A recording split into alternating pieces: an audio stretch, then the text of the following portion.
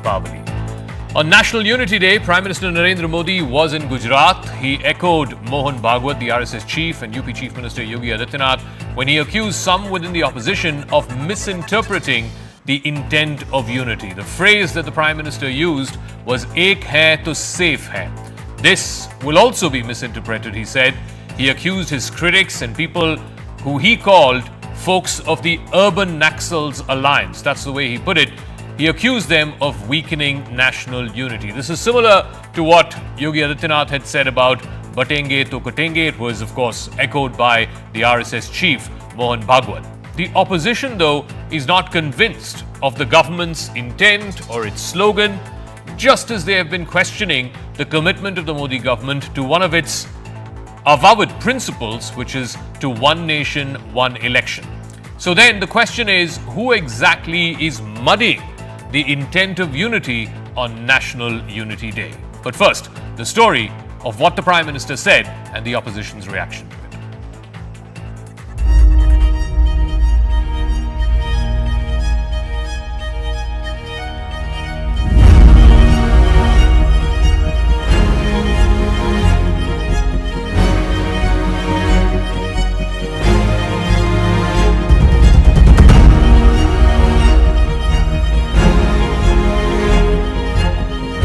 लोग देश को तोड़ना चाहते हैं, जो लोग समाज को बांटना चाहते हैं, उन्हें देश की एकता अखर रही। हमें ऐसे लोगों से, ऐसी विचारों से, ऐसी प्रवृत्ति से, ऐसी वृत्ति से पहले से भी ज्यादा सावधान होने की जरूरत है।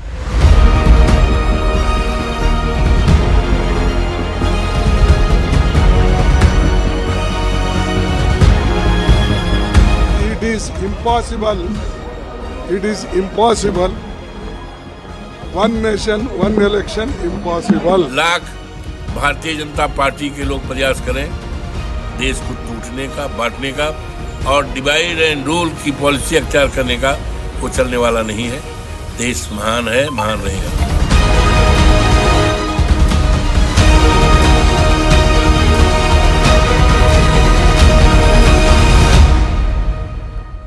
All right, so who is muddying the waters? Who is disturbing the sense of unity, the message of unity? Ek rahenge to safe rahenge. Pradeep Bhandari, spokesperson of the BJP, joining us. Sujata Paul, spokesperson of the Congress Party. Kailash Adhikari, political analyst, and Rashid Kidwai, senior journalist, is also joining us. Sujata Paul, let me start with you. The Prime Minister said what would be described as a perfectly reasonable statement, Ek rahenge to safe rahenge.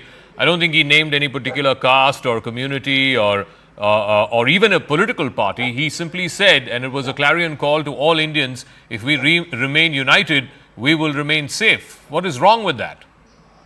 After so many years of independence, we are still talking about एक है तो safe है. अरे बाबा, एक था मोदी जी, ऐसा history में ना कहलाया जाए.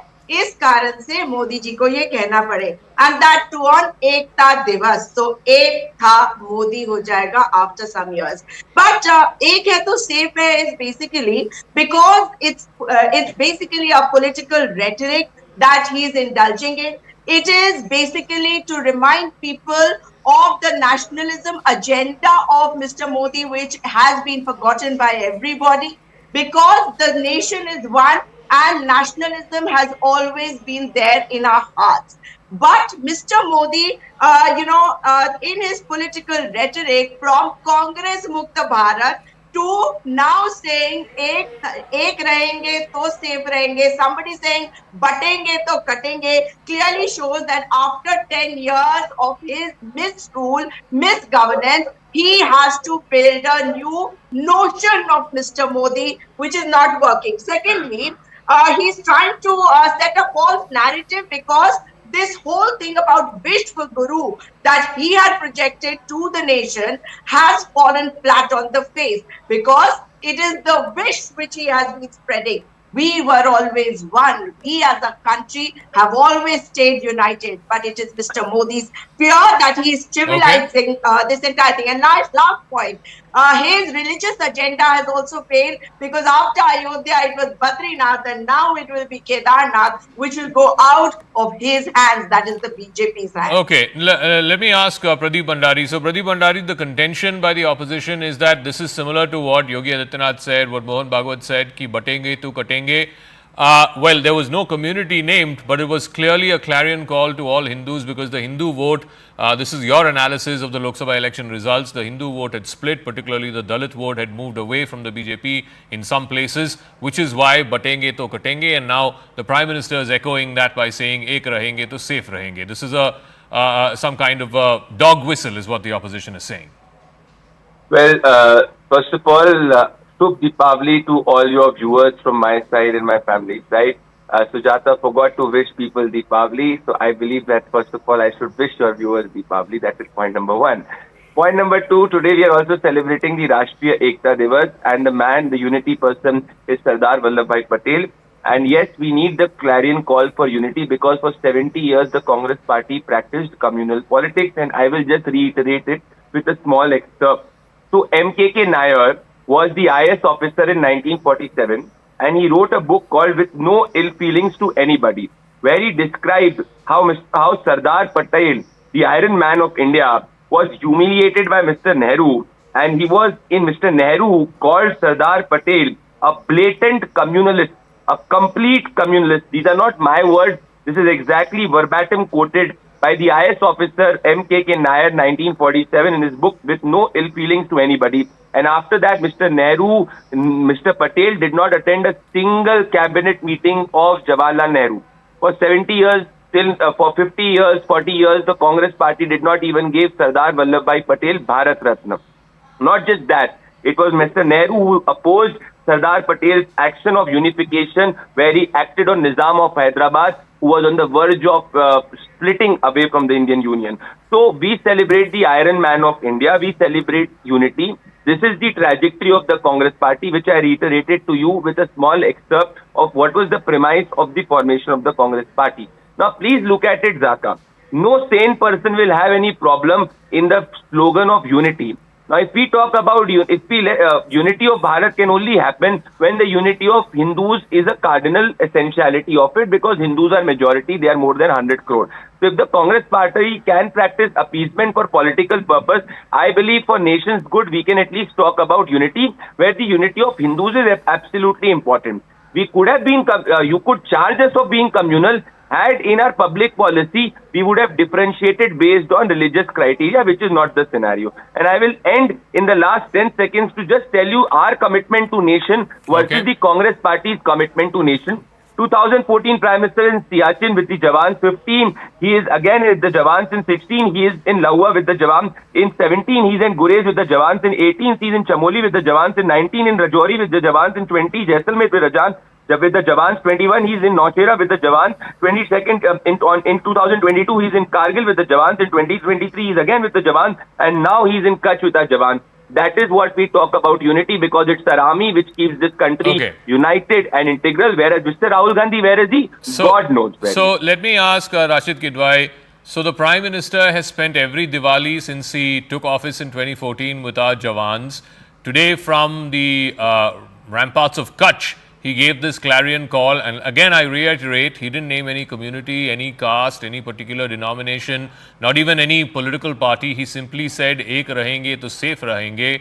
Why should this be seen as some kind of communal call? Why should this not be seen as a rallying cry for all Indians to come together? And also to the point that Pradeep Bhandari is making, this is what BJP says time and again when the Congress and others accuse them of divide and rule, is that when it comes to Labharti schemes, when it comes to welfare programs of the government, there is no divide and rule. Everybody gets an equal share.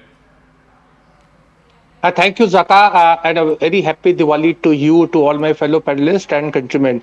See, political parties political leaders in India tend to speak something and imply something else.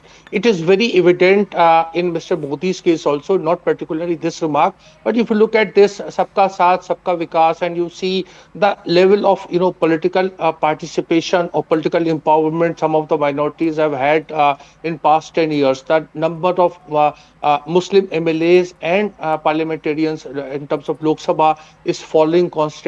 The number of, and it's a complicated relationship, but the number of Muslim MLAs and MPs in the BJP are negligible. They are none actually. So this is also a thing when we say Sabka Saath, Sabka Vikas, or a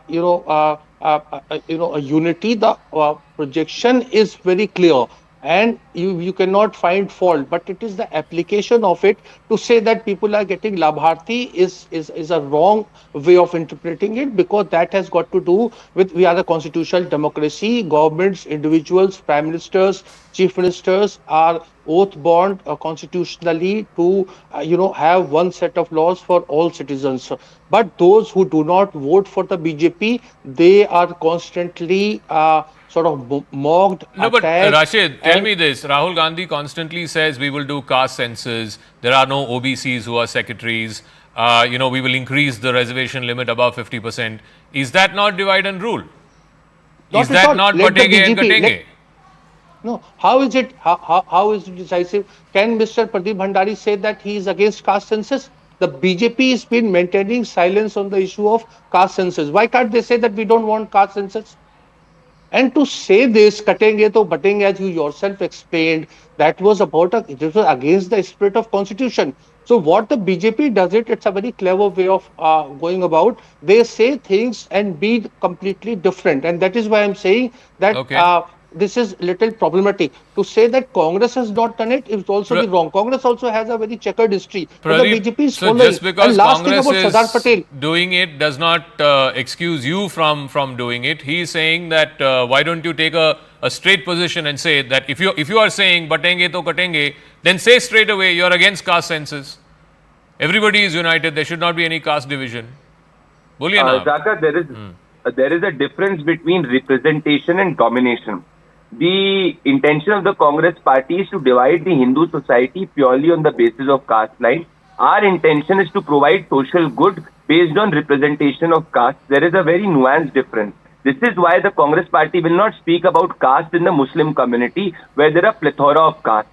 So if Mr. Rashid Kindwai wants to advocate caste census, he should say that yes, he is also in favor of finding out the social empowerment in various castes in the Muslim community. He cannot have a blind eye on that principle on that point, number one. Number two, I do not advocate the principle of Muhammad Ali Jinnah before independence, which was about separate electorate for the Muslims. I do not believe in that. We as a party believe that any individual across caste or religious line should get a chance to fight elections, and we do not look at the Jati. Our Prime Minister's Jati are four, which is Garib, Yuva, Kisan and Mahila, which is a category. So why don't you give tickets to Muslims, Pradeep? You don't give we tickets to have Muslims. No, if you remember, Zakka, Mr. Mukhtar Abbas Naqvi, he was a union minister. There are a plethora of individuals from the Muslim community who are doing very well in the Bharatiya Janata Party. What about now? And this is also despite the What about community now? not voting. One second, ma'am, I'm coming to you. Let him yes. finish. Yeah, Sujata, relax. I'll tell you the difference. Sanatan is called as dengue, malaria, AIDS. Is that not divisive? The Shakti is attacked. There is an attack on Shakti, a decisive attack on Shakti. Is that not divisive? Please tell me, calling mandirs as institutions of chhed-chhat, is that not divisive?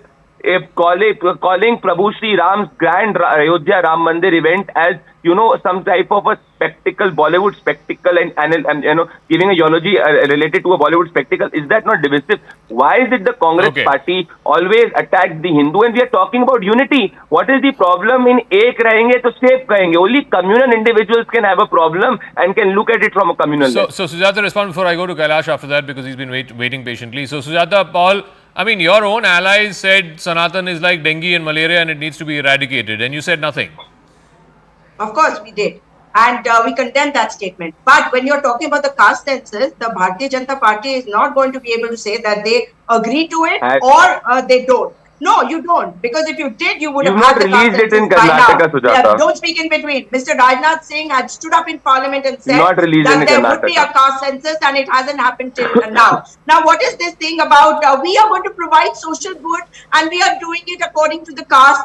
Are you doing it according to the caste when you don't know how many people of which caste are present in the country? What are you doing? But the fact is that when you talk about castes in Muslims, are you talking about which castes are going to be helped and which castes are not going to be helped by the BJP? Because you are not helping anybody in the minority. For you, Do you A support is caste only census Mr. in the Modi. Muslim Don't community, speak in Sujata? between. Yes or no? You are Mr. Prime Like the Minister Hindu is not community, the you Prime advocated Minister of caste census. Do you everybody. support it have in the proved Muslim it. community? You have proved Give your that official he is not stand the on it. Prime Minister of the poor or Okay. Give an the official young, stand or on the it. If you kisan are of the so women. explicit Okay, in having a Prime caste Minister, census in the Hindus, what is your opinion on the caste that census in the religion Muslim belongs to community? people who worship the let me non-biological calm Prime down Minister. temperatures a He bit. is the Prime Minister. After all, it He is is the Diwali, Prime Minister. Sujata You Didi. did not tell him to Let's stop let's speaking in tone it between. down a notch. Let's go to Mr. Kailash. Jacob. Let's go to Kailash Adhikari. No, One second. let me One complete second. things. One second, He ma'am. is One the second. Prime Please. Let me go to Kailash. Kailash, so there is a political factor to it, and there is, of course, the message of unity. The political factor is, and these are, this is the political reality of what happened in Lok Sabha 2024, whether it is in Maharashtra, whether it is in Uttar Pradesh. There is evidence to show from the post-poll surveys that a section of the Dalits, a section of the STs, moved away from the BJP. For whatever reason they moved away. It could be, some clip was morphed and circulated. It was this whole campaign of, if Modi gets 400, he will take away reservations. Whatever reason. I don't want to get into that reason. But the data is there. The data shows that a section of Dalits and STs moved away from the BJP, and therefore the BJP's numbers reduced from 303 to 240. Some correction happened in Haryana, and therefore they won Haryana. Now, if to correct that, the call that's been given first by Yogi Adityanath, then echoed by Mr. Mohan Bhagwat, and today echoed by the Prime Minister in the words that he used, "Ek rahenge to safe rahenge." If that is the political cloak that the BJP has found to make sure that its vote is not divided, its vote share is not divided, then how would you find fault with that? After all, the opposition parties are also pandering to minority sentiments, minorities as a whole. Zakka, firstly, happy Diwali to everyone at CNN News 18 as well as to all our viewers and to my co-panelists. Secondly, on the particular topic, Honorable Prime Minister's address on the National Unity Day in Gujarat. I mean, why are we linking it to any kind of politics? I don't understand. It is a momentous occasion, auspicious occasion of Diwali. Secondly, National Unity Day, where we are remembering Sardar Vallabhai Patel, the Iron Man of India, who naturally played a very key role, and we all know about the fact in national integration after India's independence in 1947. Otherwise, we would all be divided into separate princely states. We all know history about that. Secondly, Honorable Prime Minister's message is very clear on the lines of unity of a particular nation. Zakka, we all know since the past 2 years the kind of geopolitical tensions that the world is seeing, be it Russia, Ukraine, or be it Iran, Israel. There could be separate reasons for it. But naturally, when he speaks of the fact that the entire world is looking towards India as a beacon of hope, naturally unity is strength and supreme in those particular point of times. And if we talk about various, one nation, one election, one nation, one tax with GST, or with Aadhaar, one nation, one identity, then what's wrong in that? I mean, the simple message that the Honorable Prime Minister is giving is that, we should not be divided on such basis where we weaken our society. It is time that we rise above that. And as Indians, for first we should come and be united. It is only on that plank that as a nation we'll stand united and the strength will show. And if there is any foreign power, or if there is any malicious internal power that is aiming to weakening of India, then that is not what we are aiming for. We do not let those forces win. So Pradeep, when we celebrate National Unity Day and when we are celebrating Sardar Patel, why don't you also tell the viewers that it's the same Sardar Patel on 4th of February 1948, right after the assassination of Mahatma Gandhi, banned the RSS for 18 months. And this is the letter that he wrote to Dr. Shyama Prasad Mukherjee, and I quote, one second, I quote, to root out the forces of hate and violence that are at work in our country and imperil the freedom of the nation and darken her fair name. That is the reason that Sardar Patel banned the RSS for 18 months. And today you're celebrating him as and his birth as National Unity Day.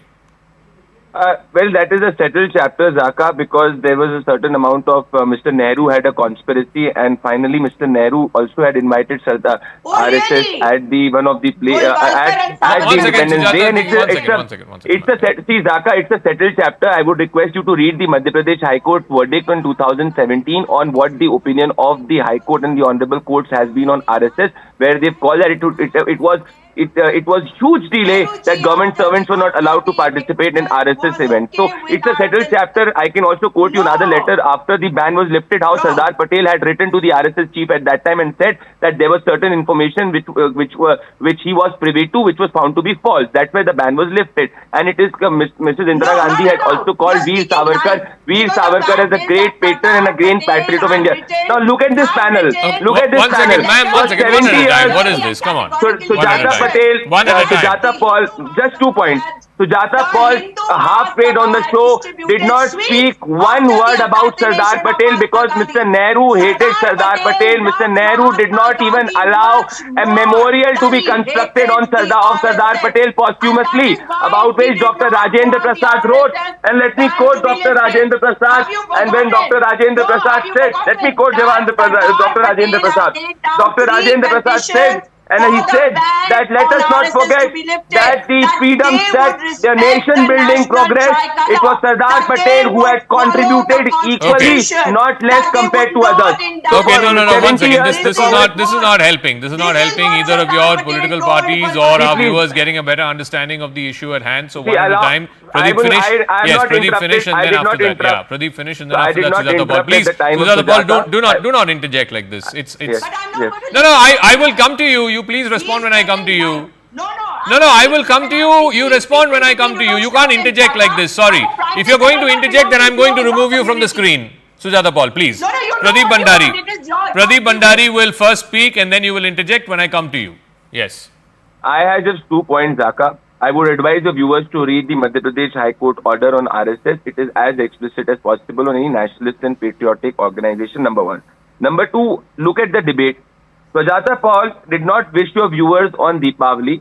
Sujata Paul could not say one word about Sardar Vallabhai Patel. She casually remarked, and that was not the core of her argument. This tells you how Congress party treats Sardar Patel, and I will end in the next 10 seconds and she can go on and speak for the next 1 minute. I will not interrupt on him. Please read Dr. Rajendra Prasad's letter when Sardar Patel ji had passed away, how Mr. Nehru did not even ensure that a memorial was constructed for Sardar Patel ji posthumously, and it was the Congress party which opposed the Sardar Patel statue of unity in Gujarat. Now Sujata Paul respond. No, Sujata Paul, one second.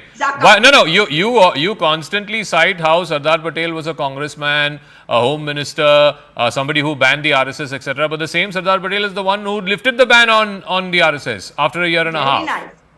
Yes, Zakka, and do you know the conditions that he laid on the RSS? He told Mr. Golwalkar categorically that they had to hoist the tricolour on their Reshim Bagh headquarters, which they did till the death of Sardar Patel. After that, they stopped. Sardar Patel told them that they had to respect the constitution and not speak a word against it. Sardar Patel also laid down another condition on them that they would not become part of politics, and that is why they would never indulge in politics because Sardar Patel had laid down these conditions. Now he is speaking. You will not stop him. No, one second. No, but he has a legitimate question. You didn't give Sardar Patel a Bharat Ratna till, I think, 1990. He was given the Bharat Ratna, right?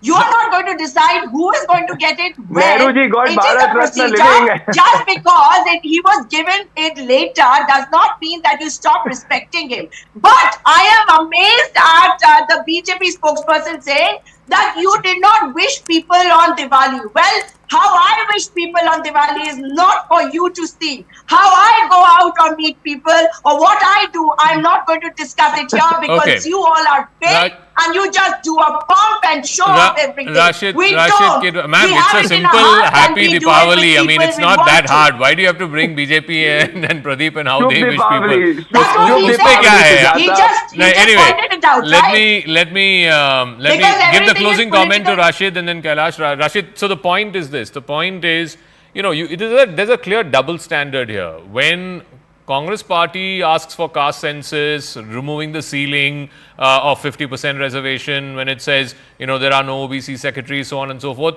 Somehow nobody says, oh, this is the language of divide and rule. But when Mr. Adityanath says, batenge to katenge, that is communal. When Prime Minister says, ek rahenge to safe rahenge, that is somehow divisive. I mean, that's a double standard. That's an open, hypocritical double standard. Zakka, we must understand that political parties and political individuals, whether it's in the ruling party or the opposition, they always do this, double talk, double speak. They mean something and they speak something else. So, you see, you look at about the way my friend Pradeep Bhandari was talking about Sardar Patel. Sardar Patel died before first general elections were held. Sardar Patel's daughter was given 2 or 3 terms by the Congress party in Nehru's lifetime, Indira Gandhi's lifetime.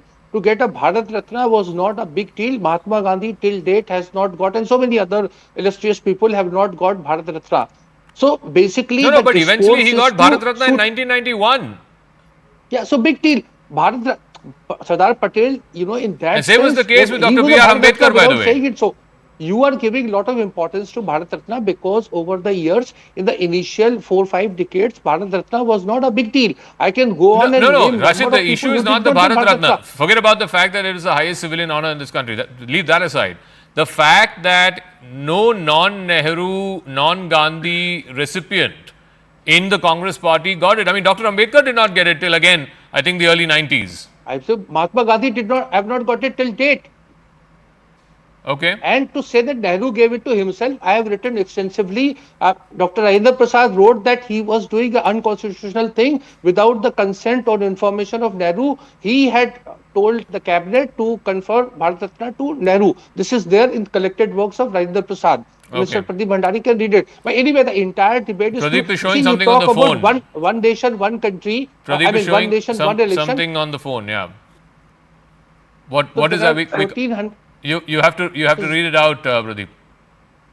I'm just saying Mr. Kidwai is, fighting, opposing my views as if he is belonging to the opposite point of view. But if I take his logic forward, then please ask him why did Indira Gandhi also give herself a Bharat Ratna? Come on, if you have, at one time you say that Bharat Ratna is the highest excellence award. And now Mr. Kidwai is saying that ki Bharat Ratna dena koi badi baat nahi hoti hai. How can you have that argument, Mr. Kidwai? I think you need to have the same principle. Okay, we're going over. We have to leave it at that. Thank you very much. Let me once again wish all of you, all our panelists, all our viewers a very happy Diwali. Let's try and, unite. Least of all, it is National Unity Day, so there should not be a reason more than that for us to come together. Let's leave the politics aside for at least one day, if we possibly can. We're going to take a quick break. When we come back on the other side, talking about divided politics, a special edition of the race to the White House. It is so close that even the pollsters can't really call it for sure. Will America choose Donald Trump or will it choose Kamala Harris? We have top voices from America decoding what is the closest election in a generation right on the other side of the screen.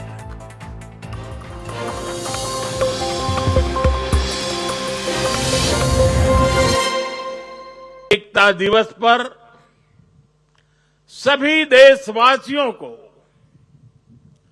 बहुत बहुत बधाई देता हूं।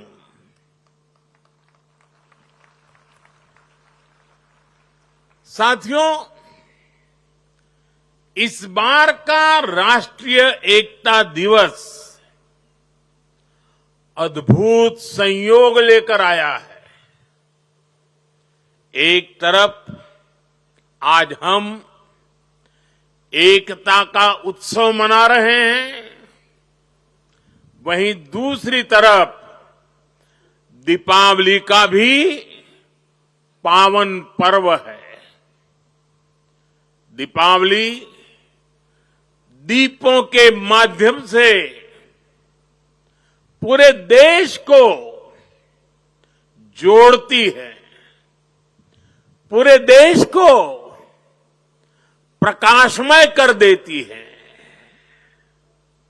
और अब तो दीपावली का पर्व भारत को दुनिया से भी जोड़ रहा है।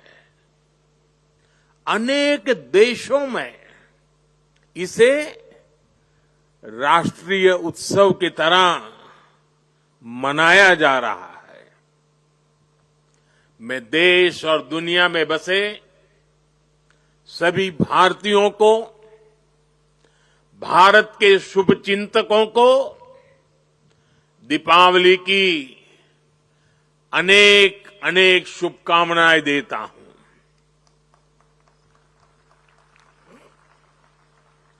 साथियों,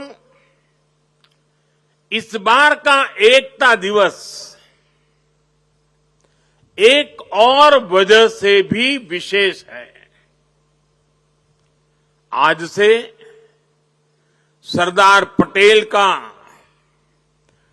150वां जन्म जयंती वर्ष शुरू हो रहा है।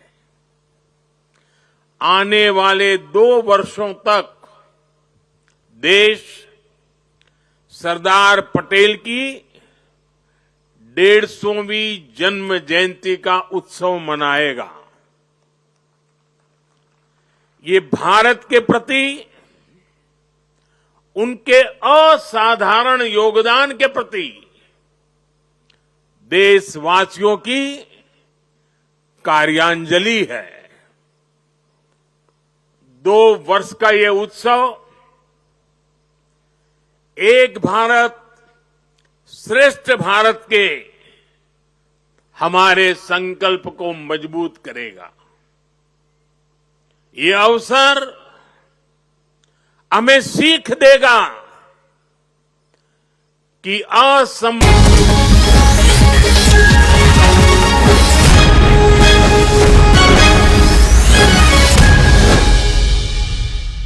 So it is the closest election in US history between Democrat current Vice President Kamala Harris and Republican former President Donald Trump. Less than 1% separates the two of them in the latest Real Clear polls that have come out.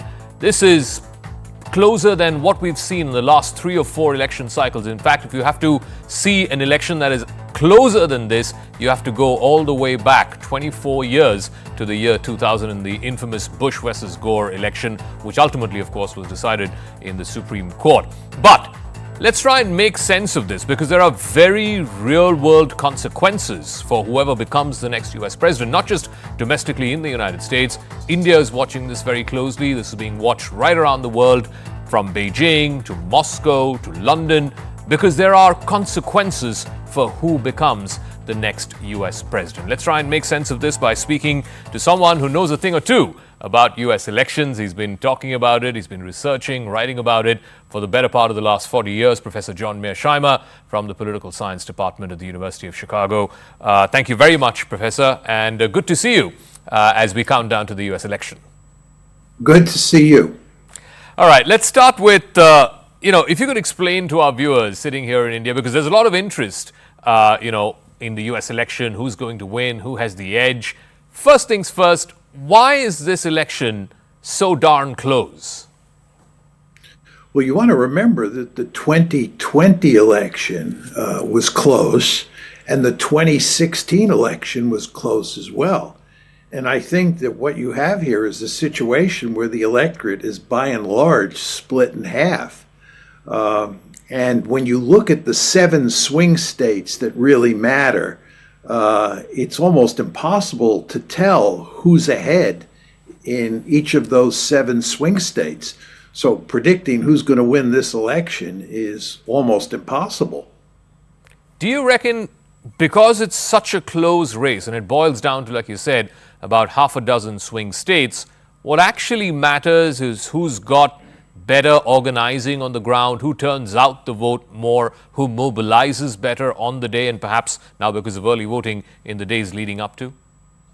I think that matters, but it's not apparent that either side has an advantage in that front. I mean, both sides understand full well that in a remarkably close election like this, mobilizing your supporters and getting out the vote matters enormously. So both sides are hard at work on this front. I think both sides are doing everything possible to, eke out a victory here. There's no question about that. The problem, though, for Harris is she seems to be sort of flattening out at around 49%. And Trump, the lead between Trump and Harris, let's say around the time of the the debate, which happened a little over a month ago, and right after that, Harris got a bump. She was leading by over 2%. Right now, it's less than 8%. She seems to not be the candidate who has momentum. Trump, on the other hand, seems to be the one who's got tailwind behind him. Would that be concerning if you're in the Harris campaign running up to Election Day, in the lead up to Election Day? Yes, I think so. But if Trump has a tailwind behind him, it's a tiny tailwind. I mean, it's not, as far as the polls are concerned, propelling him ahead of her in any meaningful way. I was looking at a New York Times poll that covered the 7 swing states, and they were in a dead tie in 4 of those states. And in 2 of the states, Trump had a tiny lead, which I think was statistically insignificant. And then in one other state, Harris had a statistically insignificant lead. So if Trump has a tailwind, it's not doing that much for him. I think if you're going to make the case for Trump, that Trump is likely to win this, has to be the argument that lots of people who do not respond to pollsters are Trump supporters who just are afraid to make it clear that they're Trump supporters. And furthermore, a lot of people who respond to pollsters and say they're undecided are really Trump supporters, but they're afraid to say that. And one has the sense, it's just a sense, that there are a good number of people out there who are Trump supporters who the polls are not capturing. And many people believe that this is what happened in 2016 and what happened in 2020. You want to remember, in both of those cases going into the election, it looked like Trump was in much worse shape than turned out to be the case after people went to the polling booth. And this is the argument that it's hard to say publicly in certain states and in certain quarters that you're a Trump supporter, even though once you get in the polling booth, you'll pull the lever for him. So I had Professor Lichtman on the show earlier this week from the American University. He's, of course, the man with the famous keys. He had an interesting take on this, the undercounting of the Trump vote. He said that was true in 2016 because a lot of people did not want to be seen as, voting for Trump. He was an unknown commodity at that time. But he says it's less true of the 2020 election and more certainly of the 2024 election. He also had an interesting theory. He says, just like the Republican vote was undercounted in 2016, he reckons the Democratic vote is going to be undercounted in 2024. And he says primarily that is women who are not speaking to pollsters, or women who are motivated enough because of the abortion issue, who are coming out and voting against Trump, who may have normally voted Republican, but are not voting for Trump this time because of that issue. Well, there's no question that there is a male-female divide here, and men tend to be much more supportive of Trump, and women tend to be much more supportive of Harris. There's no question that is true. But the issue here is whether the polls are missing that, and on Election Day, we're going to see results that don't mesh with what we see in the polls now regarding men and women. And I don't think that's the case. I think the polls are pretty much capturing the female-male divide at this point in time. The point I was making had to do with Trump supporters. I do believe that there are a good number of people out there who I interact with who are going to vote for Trump, but do not say that to me because in the circles I move in, saying that you're a Trump supporter is not a smart thing to do. It's not politically correct.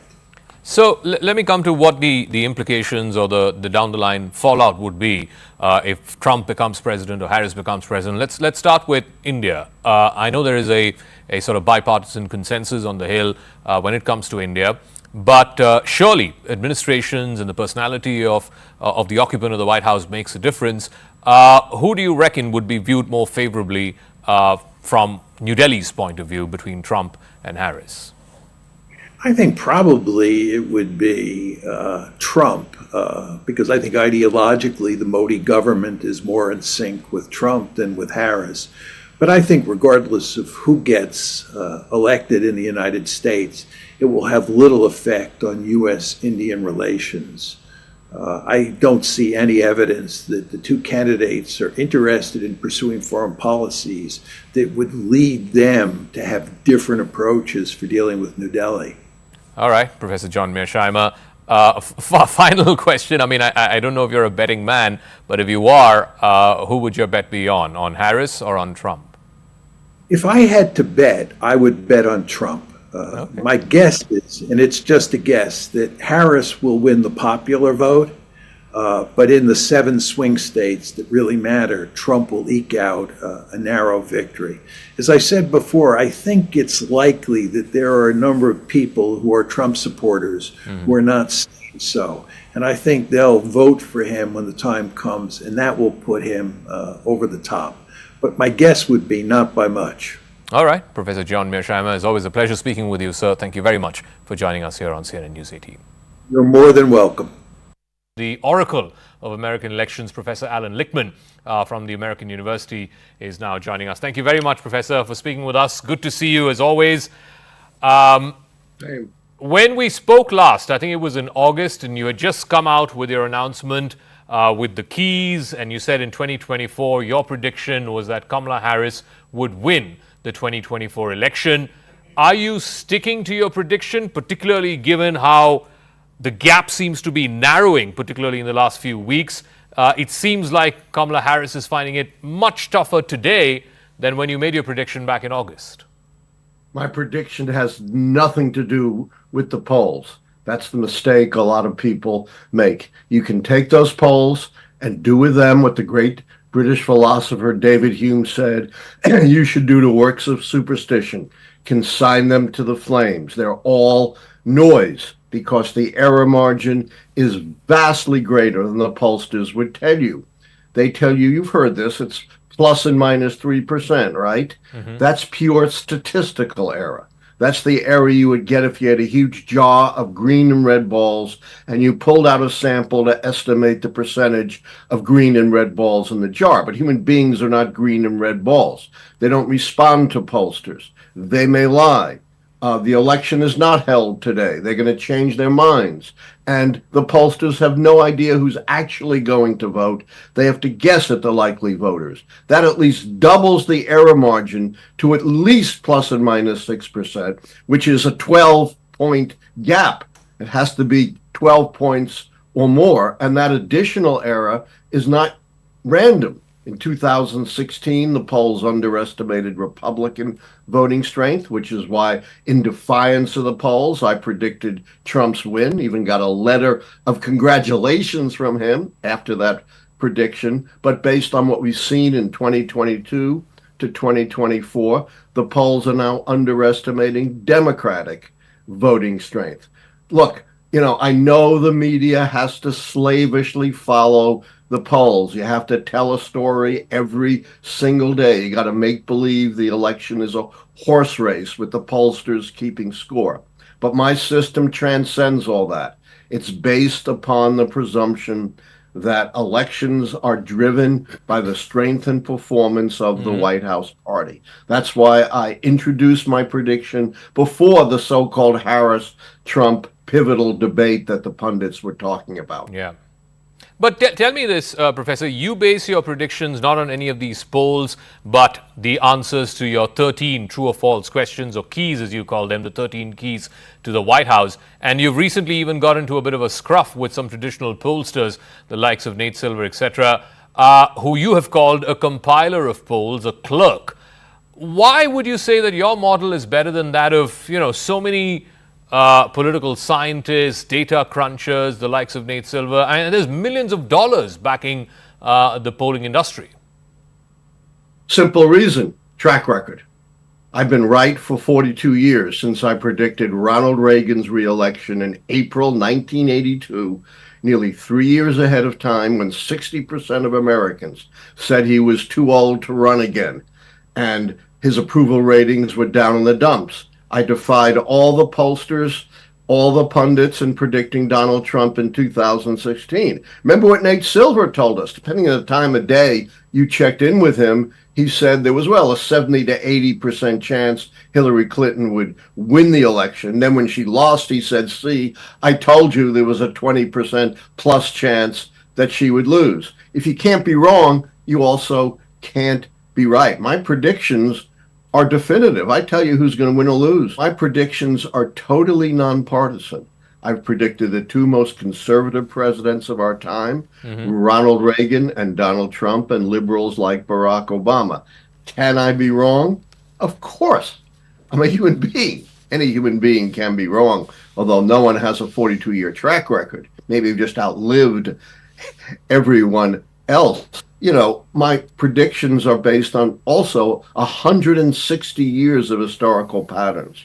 Retrospectively in development, I've gone all the way back to 1860, when we had no radio, no television, no automobiles, no planes, no polls. Women couldn't vote. African Americans were enslaved. We were an agricultural society. So the polls have survived enormous changes in our, the keys, enormous changes. Most Americans feel like they are worse off economically today than they were 4 years ago. Look, based on the economy, Hillary Clinton should have won in a landslide in 2016. The economy was doing incredibly well. Based on the economy, Hubert Humphrey in 1968 should have won in a landslide. It was the best economy we've ever had. That's just two keys out of 13. You can't just isolate two of the keys. If you want to develop your own political system just based on polling on the economy, go right ahead. I get this all the time. But I have never seen a system that's successful actually in doing that. And again, you haven't responded to my critical point, which is you have vastly underplayed the danger that Trump poses to our future democracy. But explain this to me. Explain this to me as to why you think that is the number one issue concerning ordinary Americans in this election. If it isn't, the press has tremendous amount to blame. You're going to need to look in the mirror if Trump wins, because you're not going to have a free press anymore. Remember, his model is Hungary, where there is no free press and no free opposition. You're going to have to look long and hard in the mirror and explain why you failed to really, in incredibly important ways, point out the danger that Trump poses. Okay, so final part of the interview as we come to the conclusion. Sure. I'm going to read out your 13 keys for true or false, and then we're going to see, if anything has changed between August, when you made your first prediction for Kamala Harris. Here are your keys. Key number 1, incumbent party mandate. So is that a yes or a no for Harris? No. Number 2, nomination contest. There is no serious contest for the incumbent party nomination. Is that a yes? That's a yes. So that's one key.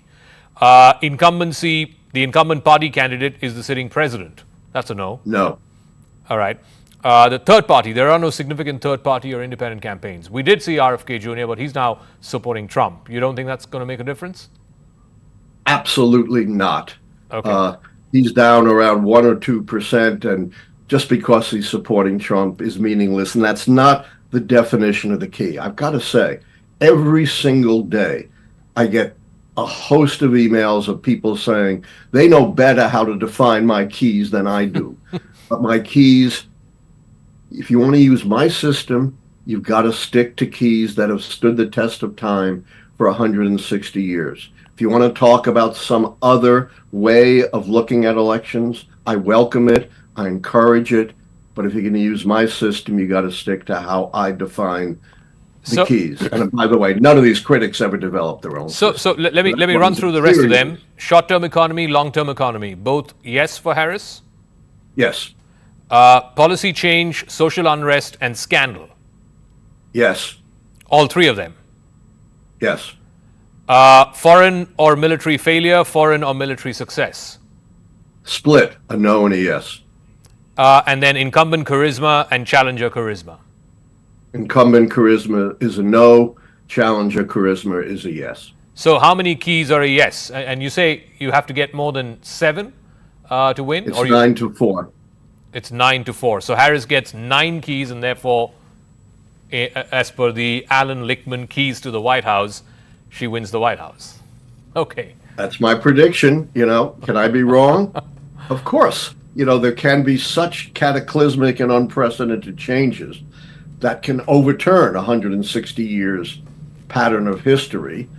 I'm not psychic Gene Dixon with a crystal ball. I'm not Speaker Mike Johnson, who thinks the Almighty speaks to him. The problem is you can't know in advance whether the pattern that's held since the mid-19th century is going to change. We will speak to you hopefully on the 6th of November, the day after the election, and see if the Alan Lichtman 13 keys to the White House still hold true, and whether your prediction of Kamala Harris winning the White House does indeed come true. Thank you very much in the meanwhile for joining us, Professor. Thank you. Great interview. Take care. Fareed Zakaria, thank you very much for speaking with us here on CNN News 18. My pleasure, Zakka. Fareed, let's start off by asking you that simple question. Why is this contest so close? It's literally a knife's edge. Less than 1% separates Kamala Harris and Donald Trump. And at this point, 2 weeks out from the election, any of these possibilities can happen or come true on November 5th. Trump could win the White House, Harris could win the White House, and we could have a situation where Harris wins the popular vote but loses the White House. It's a very good question, Zakka, and I think there are 2 answers to it. One is that for the last generation, for 25 years, the United States has had very close elections, very evenly split. If you remember, 25 years ago was the Bush-Gore election, 24 years ago. And that election was decided by 536 votes in Florida. Other than Obama's first victory, which was a landslide, every election really has been very close. So the country is divided about evenly and has been for a long time. And so this is in some sense one more reflection of that very divided country. I think the second answer to it is, and which is must be what a lot of people are thinking around the world, is how can Donald Trump be so close given all the complications, the 2 impeachments, what happened on January 6th of 2020? So the answer is, I think, there. Donald Trump has figured out a way to speak for a large group of people in the United States who feel kind of dispossessed by the current order. And these people tend to be more disproportionately non-college educated, white, rural voters. Now, that's not the only part of Trump's base, but that is the core of his base, and that has stayed with him no matter what.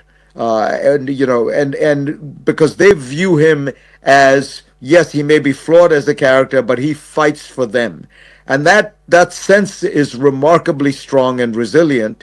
And in fact, the more Trump gets attacked, the more his base doubles down on him. That is the phenomenon which I think is new and, I have to be honest, is almost unique. I've rarely seen an American politician who has that loyal a base. Let's talk about early voting, and they say that it's not necessarily connected to eventually how on voting day America tends to vote, but early voting generally tends to favor the Democrats. In 2020, you had historic numbers of early voters, largely driven by the COVID virus, which was very much active when the 2020 election happened. This time, I believe in some states like Georgia, it is at record numbers. In some other states, you're seeing a significant fall from 2020. Would you read too much into that? I wouldn't, Zakka, and everybody now, because the race is so tight, everyone is searching for clues. It's like astrology at this point. Everyone is trying to find something that can tell them something. You put it exactly right. The truth is 2020 was very unusual because of COVID. So large numbers of people voted. It was also very unusual because it kind of got wrapped up with partisan politics, with Democrats urging that people vote by mail-in, Republicans saying don't do it. This time around, the Republicans have stopped saying don't do it, even though Trump every now and then casts aspersions on the early voting or on the mail-in balloting. So it's sufficiently messy as a result that I suspect that, first of all, there won't be a very clear pattern that will vary state to state. And I think it's probably somewhat unpredictable. There are a lot of signs that actually this time the mail-in ballots may be roughly the same. Maybe, if you look at the people who are registered Republicans versus registered Democrats, they seem to be voting in some states in roughly equal numbers. All of which is to say, I think this is again what it's like reading the chicken entrails if you're an astrologer.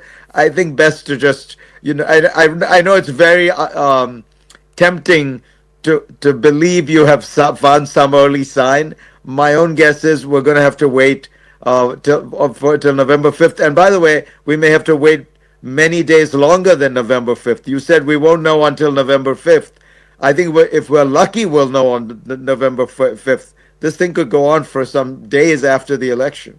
And the other big sort of divide is right down gender lines. I mean, if the ABC News Ipsos poll says when it comes to women, they're voting 60-40 in favor of Harris, and men, it's the almost other way around. It's 57 in favor of Trump and 38 to Harris. So, again, is that because abortion is a real big talking point in this campaign cycle, or is this, again, something, a new age divide that we're having to contend with in the American electorate? I think this may be one of those new alignments. Gender may be one of the biggest ones on which people are splitting. You have the numbers exactly right. And I think you can see it in a way in which the rhetoric of the two parties, right? The rhetoric of the Democratic Party is so much around women's rights, women's bodies, women's opportunities. They have, after all, nominated a woman. And on the Republican side, there is much more of that, not just male, but traditional male. The emphasis on it. If you listen to Trump recently, he was going on and on about the golfer Arnold Palmer. And he kept talking about how he was all man. And of course, being Trump, he couldn't stop himself from being vulgar about it and talking about what Arnold Palmer looks like in the locker room when he's showering. But think about the Republican National Convention, where they had Hulk Hogan, this big wrestler, rip his shirt off. The symbolic message being sent is, we are comfortable with very traditional men and male imagery and male symbolism, right? So that is turning out to be one of these new divides. All right. Fareed Zakaria, as always, a pleasure speaking with you. Thank you very much for joining us and putting your thoughts into perspective for our viewers. Thank you.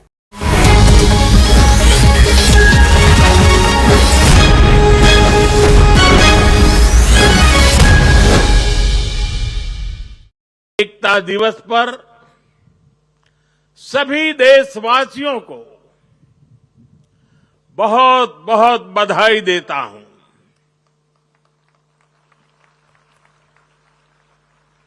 साथियों, इस बार का राष्ट्रीय एकता दिवस अद्भुत संयोग लेकर आया है।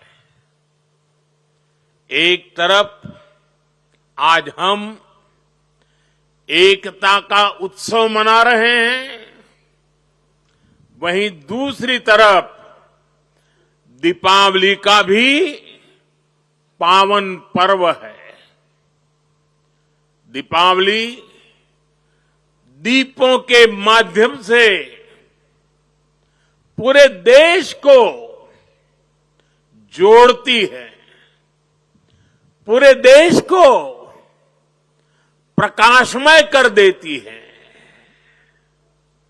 और अब तो दीपावली का पर्व भारत को दुनिया से भी जोड़ रहा है। अनेक देशों में इसे राष्ट्रीय उत्सव की तरह मनाया जा रहा है।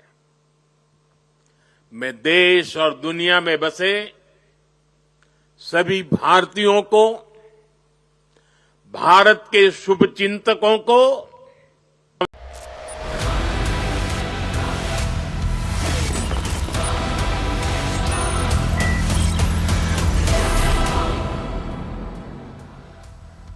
A very, very happy Diwali to all our viewers. Wherever you are in India, have a safe Diwali and have a prosperous one, and may God bless you. Viewers, we're talking about another battle bonanza, a battle royale, the Diwali of Diwalis as far as elections is concerned. The second biggest Indian state with the second highest number of parliamentarians and